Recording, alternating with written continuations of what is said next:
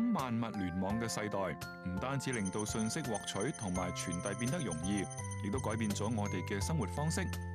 更加帶嚟咗全新嘅金融經濟。虛擬貨幣就係其中之一。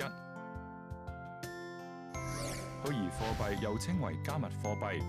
最簡單嘅定義就響特定嘅虛擬平台使用嘅數位貨幣。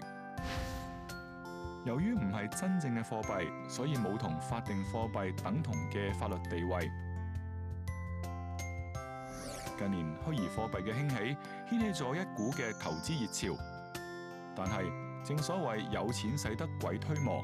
一啲不法組織就利用虛擬貨幣交易監管唔完善呢個漏洞，成為咗佢哋犯罪嘅途徑。美國財政部長耶倫多次警告，加密貨幣係資助恐怖主義嘅工具。例如極端組織伊斯蘭國，